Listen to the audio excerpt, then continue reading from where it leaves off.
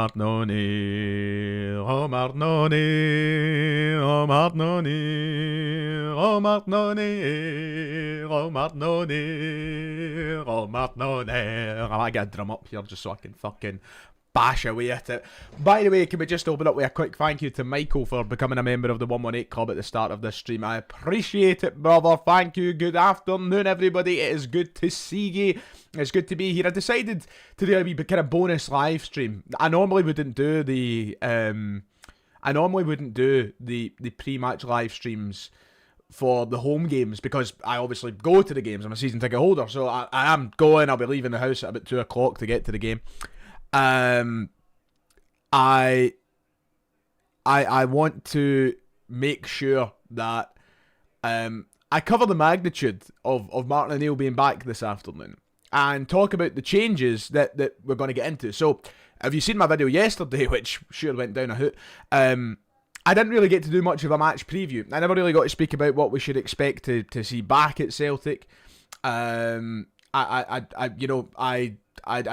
know what else to say other than I've got to still preview the game. So yeah, let's get into that, shall we? Let's get into the exacts, the predictions, what we expect to see. We've got a lot to cover. I'm a bit all over the place, trying to keep up with the chat as it flies by. Yeah, Martin O'Neill's back, ladies and gentlemen, which should mean that the return of the back four is at Celtic Park today, which I am incredibly happy about. I am incredibly happy about that.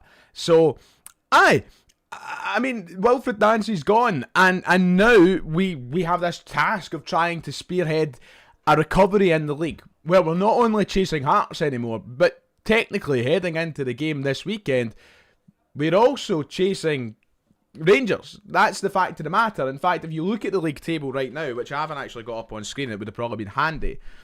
If you look at the league table right now, and I head over to it on my second monitor here, this is the situation we find ourselves in today. Now 3 points behind Rangers. Which is just, it's a world I wasn't expecting to be in. I mean, when you see how Rangers started the season, there was no way it wasn't even comprehensible that Celtic could be possibly chasing them at a point. And we are. I know that we have a game in hand, and if we win that game in hand, of course, we go level in points. So we're not really chasing. But the fact of the matter is, Rangers managed to appoint a manager that organised them, that sorted them. They're still not great, but they're certainly better than where they were. And as of last week, they're better than Celtic. Will they remain to be better than Celtic over the next few weeks? God knows. I mean, that only time will tell. And that's what Martin O'Neill's task is now, to take us back ahead of Rangers. And I'm confident he can do that, because it's Martin O'Neill at the end of the day. But his job now is to take us back above Rangers in this league table, to then get us back on level with Hearts in the league table. And yeah, it's pretty straightforward. It's not going to be easy. In fact, what I will say is, I think that we all need to strap ourselves in to be prepared for how difficult this actually might be. I don't think it's going to be as straightforward as what some people thought when Wilfred Nancy was sacked as manager. And I touched on that on the couple of live streams that I'd done when Wilfred Nancy was sacked and when Martin O'Neill came into the club. And I said, you know, the kind of immediate euphoria that we all felt knowing that he was back would only last so long until we realised that we still have a long way to go in terms of fixing this squad and until we're back in a position where we're proper challenging at the top of the table. It's not going to be easy even for Martin O'Neill, and he's even touched on that. I mean, his exact words at the press conference the other day was, I know this won't be easy, and I know that the pressure will be on me starting from Saturday. So I think it's more about how this group of players deal with that pressure, because Martin O'Neill's dealt with pressure his whole career, both on and off the pitch, as a manager and as a player. It's nothing new to him. He's handled it at Celtic, he's handled it at Aston Villa, he's handled it at Leicester City, he's handled it everywhere he's been. And he's handled it pretty well. I don't doubt for a second that Martin O'Neill can handle the pressure of the task that's in front of him for these next 5 months. But yeah. Also, just I've seen this comment a few times from David, who I think thinks he's got a point on me in the chat here. When there was never ever a Michelin post-match preview, I was in the pub getting pissed in Denmark. I didn't do a post-match preview. I spoke about the game when I got back. So David, pipe down, son. Have a break. Have a Kit Kat. Anyway, that's that. So yeah, I'm going to come on to the team prediction, which I've got on screen here, as you can see. This is my starting 11 prediction on screen for today's game. And I'll revert back to what I said about Wilfred Nancy's first game, and even Martin O'Neill's first game as interim boss. This starting 11 prediction was very difficult to do this morning, because I have no real inclination as to what we could do. You know, Martin O'Neill's got to come in, he's got to assess, he's got to make his decisions, he's got to change what Nancy's done. The only thing that I think is an absolute cert for today's match prediction, and team prediction I should say, is that the back four will surely return. I doubt that Martin O'Neill is coming in to play a back three. So I think that is the absolute cert. Apart from that though, what else is a cert? I don't know. So if you remember my video yesterday, towards the end, when I looked at Martin O'Neill's last game as Celtic manager, I brought up the team that he played, and that day he made a few changes. He had Luke McCowan playing off the right, he was playing as the right winger in the front three that day. He had the fullbacks as Donovan and Sirachi. Obviously Sirachi is, you know, at this point injured, so he won't be part of that. I think towards the end of Martin O'Neill's tenure, it was clear to see there was some people he fancied, some people he didn't fancy. I think that it was clear that maybe he was even fed up with the likes of Tony Ralston. And this is the best guess of the team that I can have today, but even at that, I am not absolutely sure. This is just my prediction about it. So, Schmeichel, again, will probably start. I don't know where Martin O'Neill stands with Kasper Schmeichel's form. But look, listen, I'm not even going to try and talk about it too much, because it is what it is at this point, and we've all made our thoughts clear on how poor Schmeichel's been, and that includes last week. I would love it if Martin O'Neill actually put the statement across to us today and started Sinsalo. I'd be over the moon, but I think it will be Schmeichel. I've got Araujo, Trusty, Scales and Tierney. 3 of them picked themselves. Trusty and Scales is the centre-half partnership he played when he was in charge for that 8 games. Tierney is obviously the only available left-back right now because Sirachi's injured. I've gone for Araujo, and the reason I've gone for Araujo is that I just think that he was playing Donovan towards the end, and there's chat about Donovan potentially being loaned out. The fact they've brought this guy in, I don't know, it's just a complete guess. It's a hazard a guess, and I've gone with Araujo. I'm not certain on that. I think it could be Tony Ralston in there today, to be quite honest. Midfield 3, I've gone with the same midfield 3 he started in his last game against Dundee. I think it's one of the more balanced midfield 3s that we have. And then for the front 3, in his last game he played Dyson through the middle. He played Dyson through the middle a couple of times, especially after Callum Osman was injured and the kind of options were thinner. But I've gone for Maid on the left, I've put Kenny up front, and I've put Yang out right. And that is the team that I'm going with. So whether it is that today or not, we'll wait and see. But that's the starting 11 that I've gone with this afternoon. Let's see what Martin O'Neill picks. I don't think we're exactly blessed with options. In fact, I will give you a couple of rundowns on players that might be back soon or back today. We'll wait to see who's on the bench. For example, we know that there's a chance that Michel-Ange Balikwisha could be back in the squad today, whether you think that's a positive or not. And the same with Sebastian Tenekte, who have returned from AFCON. They have been involved at training at Lennoxtown this week as well. Whether it's too soon or not for them to get shoved right back in, I don't see that being an issue. It's not like it's not as if he's or these two players are like done in. They played a few games like they would have been playing a few games for Celtic. The only difference is that they've had to travel from Africa, and that's all done now. So yeah, anyway, that's my starting 11 prediction. If I'm still live by the time the starting 11 actually comes out, then of course I will visit it and I will talk about it. But I'm going to let you guys dictate the conversation for the next wee while. I'm going to let you give me the lowdown on what you think, and yeah, we'll just cover a few different topics. I'm trying to keep this around the kind of half-hour mark or whatever, and I want to hear what you guys have to say. So thank you very quickly to the donations from M. Vicente, who donated $1.99, saying, did you see Martin O'Neill came out and back Schmeichel? Yeah, look, that doesn't surprise me. I really I don't think any manager would sit there in front of the press and go, oh yeah, he's a fat prick. No, but I'm joking, but I don't think he'd sit there and go, he's terrible, he's out of form. he's obviously got to back him. And Martin O'Neill and Kasper Schmeichel do obviously share a good relationship. And especially, the thing is with Schmeichel, right, it's easy for us as fans to come out and say that he should be dropped or whatever.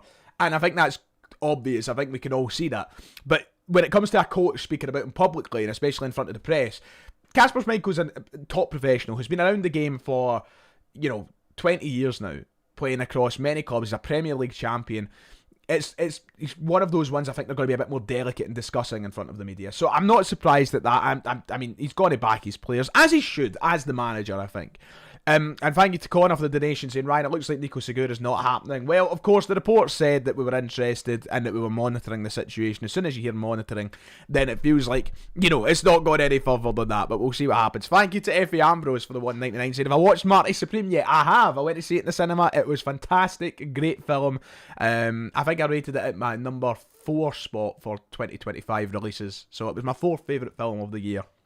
That was released last year.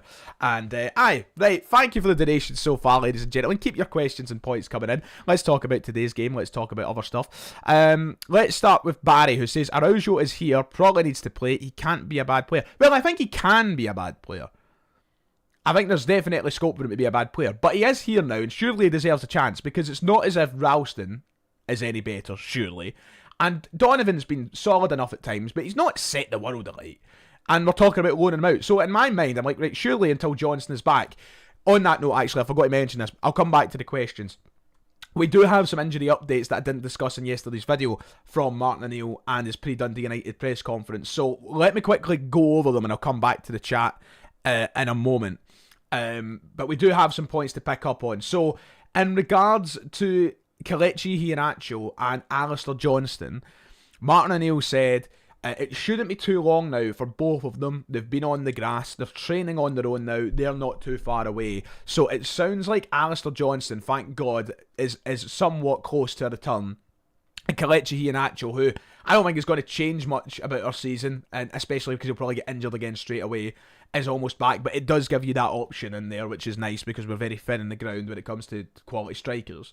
So apparently those two are close. They're not too far away. He was asked about Jota as well, and the update that he gave on him is, funnily enough, I was speaking to him at lunchtime yesterday. He's still a far distance away. So Jota, and I've said this for weeks now, people keep asking me, Jota, and I said, you're not going to see him till March. At least March. It is sounding a little bit like that. I don't think we're going to see him at any point through January. I'd be shocked if we see him at any point through February. I hope we do, but I'm hoping that we have him back soon. And then finally there was talk about Cameron Carter-Vickers. Apparently he's in a battle to be... Is it Sirachi? Sorry, the article I was reading is saying Alistair Johnston. And I've seen people in the chat saying it was Sirachi he was talking about. Anyway, point being, Cameron Carter-Vickers, he's not going to be back any time this season by the sounds of it. It sounds like he's maybe facing a battle to be fit for the World Cup. In the words of the press conference yesterday. So, yeah, look, listen, the injury picture is basically what it stood last week anyway, so we're not expecting anybody back today.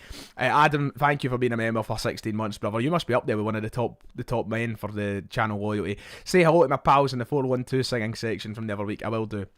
So, yeah, that's where we are just now. As I said, Celtic need a win today. Squad doesn't matter. It's a fucking... Yeah, we just need to win. It's as simple as that. It's as simple as that. It was Kelechi Sirachi. Sorry, it's my bad for reading it off an article that obviously had it wrong. Have you heard the talk about the new head of recruitment from Penn Island? Is it Penn Island? No, I have not. Is that news? Is that just broke in the past hour? How big is Penn Island? Is it big? I hate you, Rikos. I hate you with a passion. Right, let's get into the actual chat again, right? Is there boycotts today? Has there been boycotts announced? I've been out the loop this week. I have been so out the loop, and I think you can fucking tell by the way that I've been talking in today's stream in the last few videos. I've not seen anything about boycotts. I've been kind of just staying off social media. It's been fucking toxic. I hate it. So I'm so in the dark about things at the minute. Would you take the Morales, the ex-Rangers player? Are you talking about Morelos? No. Thank you to Effie Ambrose for becoming a supporter of the channel. I appreciate that. Ewan saying, I would play Nygren up top. He knows where the back of the net is, unlike some. I would say, I think the difference is now we changed system. And I think under Nancy's system, I was all up for Nygren playing up front just because it was what it was, right? It was a product of its time, the Nancy era. It was something that we're all going to move on from. I think now that Martin O'Neill is back and that we'll return to a more traditional looking 4-3-3 or 4-2-3-1, I think that we probably can get away with maybe playing Maeda or Kenny up top for the next couple of games. But if the goals... the fact of the matter is this, right? It's the 10th of January and we seem no closer to signing a striker. That is humiliating. We're doing it again. It's the same transfer window as always. We're going to be panicking and we're going to have to sign a fucking Adam Ida type loan at the end of the window. And we're going to have to rely on them winning us the league title the way that Adam Ida done a couple of years ago. That's where we are. But listen, Nygren up top, I think there's worse suggestions. But I think now that we return to a 4-3-3, maybe we just wait and see what today goes like and then go from there. Jackie, how you doing? I would love all the injured players back, but I don't want them to come back too soon, like Johnston originally, and I hear Nacho as well. Yeah, it's all about pacing and making sure we pace that right, and we don't rush them back in, and we don't force them off with other injuries. I held my hands up against Sturm Graz because I said if Johnston's fit, just get him in the team, because the right-hand side was suffering without him, and in retrospect, it was a horrible call from Rodgers at the time. It was a horrible call for Johnston to throw himself into that situation, and it was a horrible call from people like me who said, I just get him in the team. It shouldn't have happened. We can't do that again. But I will wait and see what happens. How long? So yeah, this was a point I put on the Celtic. Thank you for bringing this up, Jack. So, in case you don't follow the Celtic the Thunder podcast on Twitter, I pointed this out on the podcast account yesterday. Tomorrow will mark 5 years, exactly 5 years to the day, since Celtic last scored a direct free kick in a domestic game of football. 5 years. I'm watching teams score free kicks every week across Europe, and we've not scored one in a domestic game in 5 years. The last time we scored a free kick in general was that game in 2022 against Real Madrid at the Bernabeu, Jota. Yeah, that's poor reading. 5 calendar years tomorrow. So can we beat the 5 record mark? The 5 record mark? The 5 year record mark? Can we score a free kick today? I'm not holding my breath. I expect to never see Celtic score a free kick ever again. The last time we done it, I believe, was David Turnbull against Hibs in the COVID season. I think that was the last time. But we'll wait and see. God, so many people. We've got over 1,000 live viewers for a match preview stream. How am I meant to keep up with this chat? Rikos, would I take the Motherwell manager? I like him a lot, by the way, Asko. I think he's a great looking coach. I wonder if the conversation about that would be as rampant if they didn't just beat us. But listen, give him to the end of the season, see what he does at Motherwell, see how they finish up. Because there's two schools of thought. It really is. It's like, would you jump in 2-footed for him, or do you not do it? He gets a move elsewhere, does really well, and then you go, why did we never go for him? It's the same when it comes to like Scottish players, I suppose, or players that play in the Scottish League. I like him a lot. For what it's worth, I wouldn't be angry about it, because I think he's a good coach from what I've seen at Motherwell. And it's the same way, I seen somebody bringing up Mawanisi earlier at Motherwell, who I think looks a great player. It is, I think, for some reason, when it comes to people within Scotland, whether they're Scottish or foreign, and I'm guilty of this, I think we all are, I think there's always this kind of, the risk feels greater. I don't know why. I don't know why we put more risk into it all, but nonetheless, yeah, I like him a lot. We'll see what happens come the end of the season. I don't know who the managerial candidates are right now, but yeah. Nathan saying, is Maloney growing on you as a coach? Certainly feels like an asset of the club, perhaps a new John Kennedy. I've said, look, he's not growing on me as a coach, because I've said this for weeks, months. I think there's probably a coach you can find of me and talk Scottish football saying this when he was at Hibs. I have no doubt in my mind. I've heard stories. I've heard former players and current players say it. I think Kevin De Bruyne said he's one of the best coaches he's ever worked with. I have no doubt in my mind that Sean Maloney is a fantastic coach. In fact, I would go as far to say a top tier coach. By all accounts, seems like a great asset to have around the club, Nathan. You're right. He's never had to grow on me as a coach. The thing is, there's a big difference between being a coach and a manager. And I don't think Sean Maloney is a manager yet, or a Celtic manager. And I've raised this point before, right? I think that Sean Maloney isn't... Oh, there's my camera throws. Fantastic. Great. Give me a moment.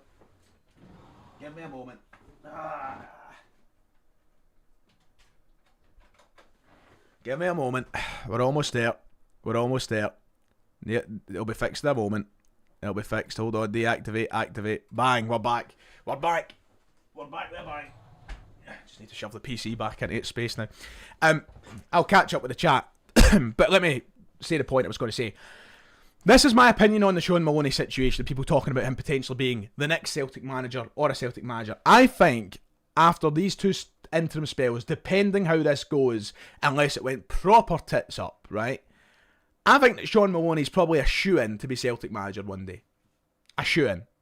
But it doesn't need to be in May. It doesn't need to be in June. It doesn't have to be next season. Stick around, learn, maybe go elsewhere and try and take up management again and come back. He's a young guy by all accounts. When it comes to coaches, I mean, what age is Sean Maloney? Can't be far into 42. That's still so young in regards to coaches. Like, there is no reason why in 5 years' time he can't be well placed to be Celtic manager. We don't need to rush him into it. I think it wouldn't do anybody any favours. Maloney himself sat there at that first press conference when Martin O'Neill came back and said, I myself know I'm not ready to be Celtic manager. And I don't think that is going to change. I don't think his state of mind is going to change on that between, what was that, September, October? It was October, wasn't it? I don't think that's going to change from October to May this year. I really don't. Now, obviously, I see people in the chat talking about Roberto Martinez, and of course that would make a lot of sense. They've got previous with Belgium. You know, that's like the one. That's one of those ones where I'm like, okay, maybe that's a conversation that we can have. We can have again. If Roberto Martinez becomes a legible link with the job. But yeah, I don't think he needs to be thrown in. He should keep his prospects of being Celtic boss alive over these next few years rather than rushing into it and jumping into it next year. Because once again, I'll reiterate, I think he's a fantastic coach. By all accounts, he's a great one. I don't know if he's ready to be a manager at Celtic Football Club yet, and that shouldn't be rushed. So that's my thoughts. It'd be the same as rushing somebody like Scott Brown into being manager, even though I think Maloney's probably worlds apart in terms of coaching. No disrespect to Scott Brown when I say that, by the way, but Maloney's been coaching for longer. He's coached with higher quality players. Probably a big difference between the two of them. Anyway, let's keep going. What about the links to the two Hibs players? Can't see Hibs letting them go and can't see Celtic paying the money. Are we talking about Mulligan and the other lad whose name has just now slipped my head? Yeah, I'd be surprised if Celtic were to buy anybody from Hibs in this window. I don't see much of that coming. Have Macclesfield scored a second? I watched the first half. Bloody hell. Ollie Glasner's in a bit of bother, isn't he? How much money would you put on Martin O'Neill taking us to the final of the Europa League this season and finish his story? Not much. Not much. Football's changed too much. I mean, granted, I'm so annoyed. I'm not going to drag... This is maybe a preview for the game today. I'm not going to get dragged into European conversation just yet. But it's so annoying because I looked at this field of competition in the Europa League this year and it honestly looked like one of the most... I'm not going to use the word winnable. We were never going to go and win the competition. But it was certainly one of the fields of competition I think we could be competitive in. And I think we could have made a right good dent in it this year if we prepared ourselves for it. And we didn't. I guess that's the reason we're in it in the first place, because we should have been in the Champions League. And yet, here we are. But I'm not going to get dragged into that right now. Let's try and get back on track to maybe talking a bit more about today and stuff like that. And the return of Martin O'Neill to the dugout. I think that's probably more on topic for today, to be quite honest. Let's see. Criminal if we don't bring in a striker this window. Absolutely zero excuses. Scouting Kyogo again is the height of laziness. Nail on the head, Murray. Nail on the head. I agree. I mean, I've said everything I have to say in regards to that. But how long are this club going to go in circles? It's pathetic. And now that we've been publicly distanced from Kyogo, it's like, are the boards scrambling now? Probably. And it's a worrying thought, to be quite honest. Can't wait to see Jota because Taneki's final ball is horrible. I wonder if we'll get Taneki back in today. I'm not going to lie, didn't keep up with anything that supposedly happened at the African Cup of Nations, bar the abuse that Batlekwisha was getting for supposedly costing DR Congo in that competition. Yeah, listen, I hope he comes back and he's better than what he was before he went away, but I don't have much faith. I would love to see Jota back soon, but once again, don't get your hopes up. Got a good feeling for today, says Ims. The players will run through walls for O'Neill. I agree with that. I think they will run through. I think we'll see a kind of lease of life through these players today. And if not, then we're going to have some serious conversations in the post-match reaction, aren't we? Ewan saying selling one-away players and replacing them with themselves is embarrassing. Thank you. I mean, I've been saying did we see? I put it on the TikTok, the Celtic Thunder TikTok. Sorry, Kyogo, the grass isn't always greener. That's what I said. And look, by all accounts, he doesn't even want to come back. So it's not like I need to target him. I love the guy, and I appreciate it. We had the conversations about him being the best since Larsson, rightfully so, because he was fucking brilliant. But like, he wanted away, so I'm not getting dragged back into the Kyogo stuff. It's done. Like, they ended it at yesterday's press conference. And I fucking ended it before that because I thought it was nonsense from the get-go, to be quite honest. Rangers spending $7 million already, while Celtic try to cheap it out as usual. Yep. And I seen somebody in my comment section digging me up yesterday. Amongst the many things I was getting dug up for yesterday. Great comment section, so it was. But somebody was saying, oh, well done, Ryan. You stated the obvious and you warned us of the 49ers. Well done.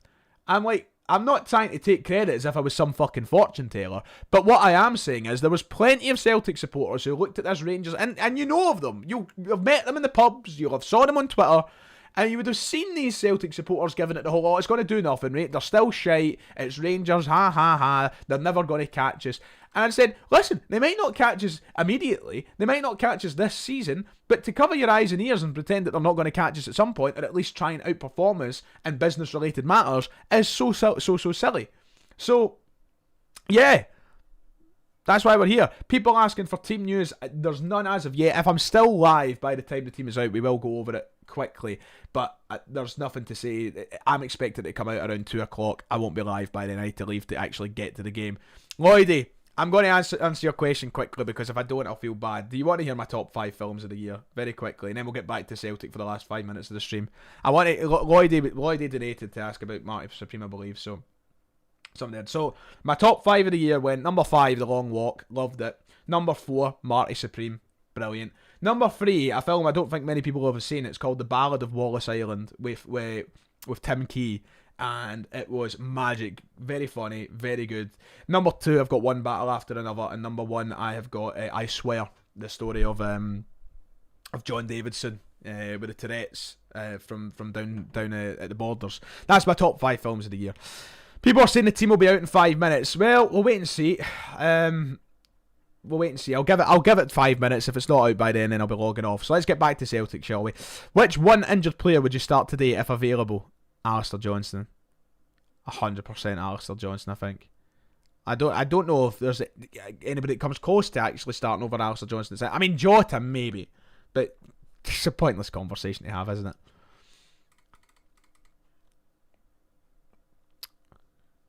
They were movies, Charlie.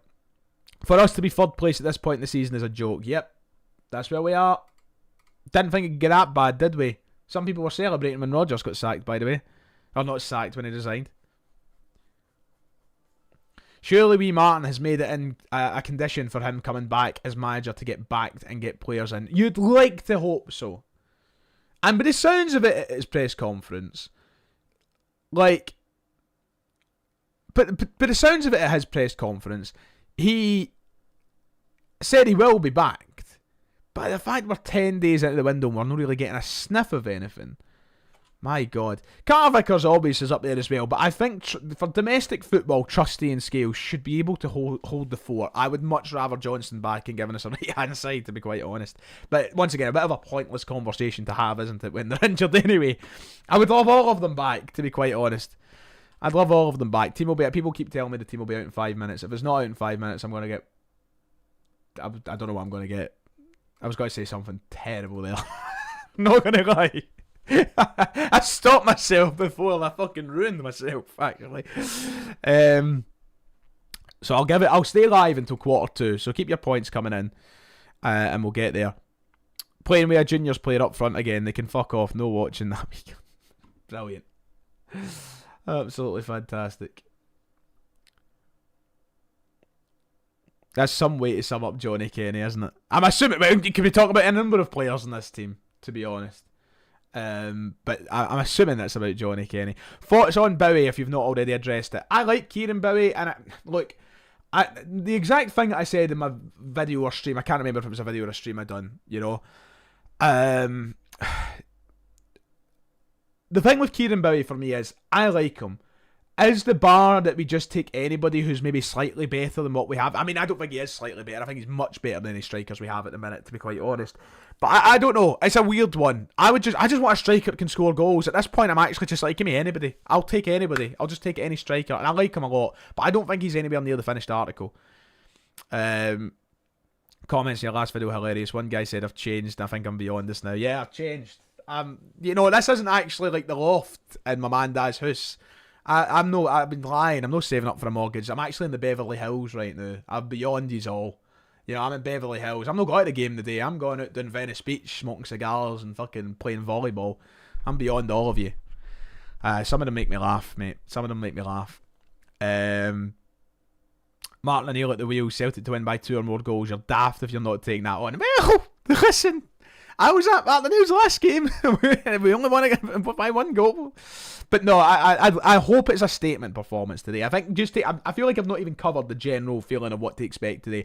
But I feel like we need a real statement. And I think Martin O'Neill, Sean Maloney will drill that into the... And of course, Mark Fotheringham will hopefully drill that into these guys. Because I've said it before. This group of players have become totally unlikable for me. In many respects. And I don't mean to be so negative about it and saying that. But they have. They've become so fucking... Like, there's some of them that I'm just fed up seeing on the pitch for Celtic. So, like, these are the kind of things that should be reminded to these guys. Like, you know, fans are up there spending hundreds to come and watch you, and this is the piss you're giving them. So, I want an improvement on that, and I think that Martin O'Neill should hopefully drill that through. Imagine Larsson under O'Neill after all these years in 26. I don't mind that we should be going and bringing in young Jordan home to Glasgow. Oh, we're not starting with the Jordan Larsson again, are we? I thought we passed that. How's he even doing in his career at the minute, Jordan Larsson? Is he doing alright? I feel like I've been talking about Jordan Larsson being linked for Celtic since I started this channel in fucking 2016. But how's he doing? 5 goals in the league this season, 2 in the Champions League, to be fair to him. He could certainly do worse, but I'm not going to open that. I'm not going to go into that just yet. Might be controversial, but under Nancy, player performance doesn't count for me. Under Martin O'Neill, see who's worthy of a jersey. I can't agree with that. I get what you're saying, and I definitely think there's an argument to be made that maybe we just disregard what happened and they were that confused that we shouldn't hold it against them. But I think attitude is a big part of football, and their attitudes fucking stank, I think. So I get what you're saying, Blake, and I don't totally disagree. I think they should still be put under the microscope for what happened in those games. Am I good at volleyball? No, I'm absolutely not. I was pish at it in school. We had to do volleyball in like 3rd year PE, and I was terrible. I'm not good at net sports. Tennis, volleyball, badminton. Never been good at anything like that. Hi Sean, how you doing? Apparently looking at that's the boy's name, Chaiwa. I'm fed up of looking at players. I want us to sign players. What is so difficult about the signing part? Right, it's 45. Is the team out? The lineup is out. Well done everybody who guessed 45. Let's get it up on screen, shall we? Here we go, ladies and gentlemen. Did I get it right? Oh, I was close. I was so close. I was 1 off. Oh, you bastards. I was 1 off. I thought I was Martin O'Neill there. Hold on, just for a moment. This is what I predicted. This was my team prediction. Oh, the bastards. The bastards. I was 1 away. I predicted this. The only thing I didn't get right was Kenny. I had Kenny in, and instead, Sebastian Tenecti. There we go. There's the team. Yeah, it's what I expected, bar one. I was close. I said that, you know, Schmeichel wasn't going to get dropped. I didn't see the sense in leaving Araujo on the bench, so he gets his first start as a Celtic player. I knew that would be the centre half. It was I think anybody with half a brain could have predicted 10 out of 11 today. I'm not going to sit here and pretend I'm a fucking genius. The only thing I did get wrong is it looks as though Maida will be through the middle the way that he was on his last game against Dundee for Martin O'Neill. And Tenecti is back into the team. He's over on the left-hand side. Yang will be on the right. The midfield three remains the same. The bench doesn't have Balikwisha, interestingly enough. So, Sinisalo on the bench, of course. Nigrin, McCowan, Kenny Bernardo, Murray, Forrest, Donovan, Ralston. So not a lot of attacking options on there that would change the game, in my opinion. But that's where we've been all season. and Balikwisha not on the bench. So Terekte's back from AFCON, straight into the starting 11. Balikwisha, on the other hand, back from AFCON, not even on the bench. Is it to do with fitness? Maybe. Is it to do with him just being totally shite? Probably. So, yeah, Ralston dropped. Fantastic. I honestly, Maida through the middle until we have a striker is probably the way to go. Yeah, that's your team. That's the team today, ladies and gentlemen. And that is, I need to get moving because Kieran Hall will be wondering when I'm going to pick him up. So, yeah, thank you for being here this afternoon. I'll be back with a match reaction after the game, of course. And, aye. That's that, ladies and gents. Right, take care of yourself. Hail, hail, and come on, everybody. Martin O'Neill, Martin O'Neill, Martin O'Neill.